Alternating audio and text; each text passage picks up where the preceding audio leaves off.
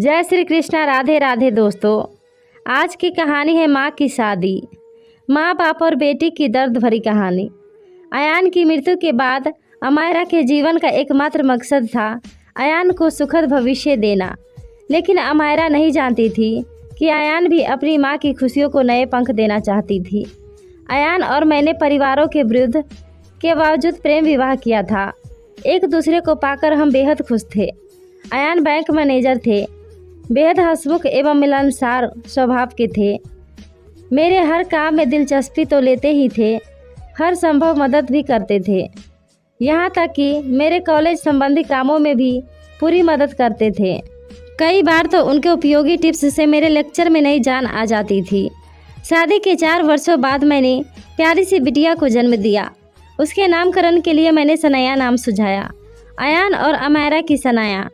अयान हंसते हुए बोले, यार तुमने तो बहुत बढ़िया नामकरण कर दिया, जैसे यह हम दोनों का रूप है, उसी तरह इसके नाम में हम दोनों का नाम भी समाहित है। अयान को प्यार से हम सोमू पुकारते। उसके जन्म के बाद मैंने दोनों परिवारों में मेल मिलाप कराने का बहुत प्रयत्न किया, किंतु असफल रही। दोनों तरफ से काफ़ी अपशब्द सुनाए गए। अयान ने मुझे अपनी कसम देते हुए कहा, अमायरा भविष्य में तुम इस बारे में प्रयास नहीं करोगी। इस तरह दोनों परिवारों में मेल मिलाप होने की उम्मीद समाप्त हो गई। सोमू के पालन पोषण में हम दोनों पूरी तरह व्यस्त हो गए। सोमू बचपन से ही मधुर स्वभाव एवं कुशाग्र बुद्धि की थी।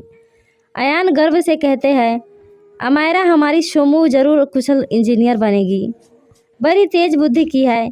मैं कहती, क्यों नहीं, ज़रूर बनेगी। उसे थोड़ा बड़ा होने दीजिए, तब समझ में आएगा कि उसकी रुचि किस ओर है। अयान बोले, तुमने सही कहा, यह जो बनना चाहेगी हम उसमें उसको पूरा सहयोग देंगे। सनाया 9 वर्ष की ही हुई थी कि कार एक्सीडेंट में अयान की मृत्यु हो गई। मेरी तो मानो दुनिया ही उजड़ गई। उन्हीं से तो मेरी दुनिया गुलजार थी। नन्ही सोमू का रो रो कर बुरा हाल था। मामा, मैं पापा को नहीं जाने दूंगी। पापा को क्या हो गया, वे ज़रूर ठीक हो जाएंगे। मैं उसे अपने कलेजे से सटाए शांत करने का असफल प्रयास करती रही। अपनी सोमू के लिए मैंने अपने दर्द को अंदर ही अंदर दबा लिया। जाहिर तौर पर मैं सामान्य रहने का प्रयास करने लगी। मैंने स्वयं से प्रण किया कि मैं सोमू को उसके पापा की कमी महसूस नहीं होने दूंगी। आज अयान की बात याद करती हूँ। उन्होंने अपनी सोमू के लिए कितना सही कहा था। आज वह सॉफ्टवेयर इंजीनियर के रूप में एक मल्टीनेशनल कंपनी में काम कर रही है। उसके सहकर्मी हार्दिक से मैंने उसका विवाह पक्का कर मंगनी की रस्म कर दी है। हार्दिक एक प्रोजेक्ट के सिलसिले में अमेरिका गया है। वहां से लौटने पर दोनों की शादी कर दी जाएगी। शनिवार व रविवार को सोमू की छुट्टी रहती है, किंतु शनिवार को मेरा कॉलेज रहता है। साधारण सी बात है, मैं 4 बजे तक कॉलेज से लौट आती हूँ। एक शनिवार को कॉलेज से लौटने पर सोमू ने कॉफ़ी स्नैक्स के साथ अपने हाथों से बनाए स्वादिष्ट उपमा के साथ मेरा स्वागत करते हुए कहा, मम्मा, साथ साथ कॉफ़ी पीने का मज़ा कई गुना बढ़ जाता है। 100% सही बात, लेकिन रोज़ तो मैं कॉलेज से लौटकर अकेले ही कॉफ़ी स्नैक्स लेती हूँ। मम्मा, कल संडे है, हम सेंट्रल मॉल चलेंगे, वहाँ सभी चीज़ों पर सेल चल रही है। ठीक है बेटा, मुझे ज्वेलर के पास भी जाना है। तेरे तो सारे गहने तैयार हो गए हैं, बस हार्दिक के लिए चेन और ब्रेसलेट लेना है। सेंट्रल मॉल में सोमू ने मेरे लिए कुछ ड्रेसेस और साड़ियाँ पसंद की। मैंने देखा सभी ब्राइट कलर्स की थी। मैंने इनकार करते हुए कहा, बेटा, इतने ब्राइट कलर्स मुझ पर बड़े अटपटे लगेंगे। ओह मम्मा, आप पहनती नहीं है, यदि पहनने लगेंगी तब आदत हो जाएगी, फिर अटपटे नहीं लगेंगे। बेटा, मेरी वार्डरोब तो कपड़ों से भरी पड़ी है, उसी में से तू अपनी पसंद के निकाल देना। जब घर में इतने कपड़े हैं ही तब और नए क्यों लेना। मम्मा, अब मॉल से खाली हाथ तो नहीं लौटेंगे, 1-2 तो ले लीजिए। उसने आग्रह करते हुए कहा, खाली हाथ भला क्यों लौटेंगे, अपनी सोमू के लिए जीन्स टॉप सूट्स वगैरह ले लेंगे। तो शादी के बाद भी साड़ी तो कभी कभी ही पहनेगी। उसने इतराते हुए कहा, मामा, अभी शादी में 4 महीने बाकी है, मैं तो कपड़े उसी समय लूँगी। अच्छा तो लगेज सेक्शन में चल, वह सब अभी ले लेती हूँ। मैं उसका हाथ पकड़कर ले चली। कई सालों से मेरी वार्डरोब बंद पड़ी थी, अपनी बिटिया की जिद के कारण खोलनी पड़ी। वह मेरे कपड़ों के कलेक्शन से खुश होकर बोली, वाह मम्मा, कितना बढ़िया कलेक्शन है आपके पास, और आप एकदम सादे व सिंपल ही पहनती हैं।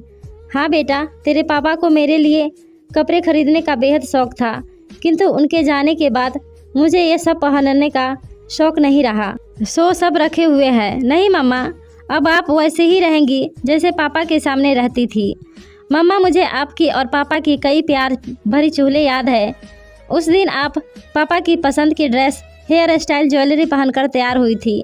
पापा दिल पर हाथ रखकर हमसे सोफे पर बैठ गए थे। आप दौड़कर पापा के पास आकर पूछने लगी थी, क्या हुआ अयान, आप ठीक तो है? पापा ने कहा था, यार दिल इतना तेज धड़क रहा है कि उसे हाथों से थामना पड़ रहा है। मुझे उनकी बात पर हंसी आ गई थी। उन्होंने मुझे अपने पास बैठाते हुए कहा था, क्यों सोमू, मम्मा जच रही है ना? मैंने कहा था, मम्मा तो हमेशा ही जचती है, वैसे पापा आप भी कोई कम नहीं है। उन्होंने मुझे यह कहते हुए गले से लगा लिया था। वाह मेरी नन्ही सोमू, तू तो खूब बातें बनाने लगी। हाँ बेटा, पापा हर बात हर काम में पूरी रुचि लेते थे। वे माहौल एकदम खुशनुमा बनाए रखते थे। अयान ने बातों का रुख वर्तमान की तरफ करते हुए कहा, वह सब तो ठीक है मम्मा, अब आप वैसे ही तैयार होंगी जैसी आप पापा के सामने तैयार होती थी। यह तो मुझे से ना हो सकेगा बेटा। क्यों मम्मा, आप अपनी बेटी का मन नहीं रखेंगी? ओह बेटा, यह बात है, तब मैं पूरी कोशिश करूंगी। मुझे सनाया के आज के व्यवहार से अत्यधिक आश्चर्य हुआ। अयान के जाने के बाद मैंने खुद ही सादगी से रहना पसंद किया था। अयान को मेरे साज श्रृंगार का विशेष शौक था। उन्हें दिखाने रिझाने की इच्छा से मैं सजती संवरती थी। अब वे ही नहीं रहे, इच्छा खुद ही विलुप्त हो गई।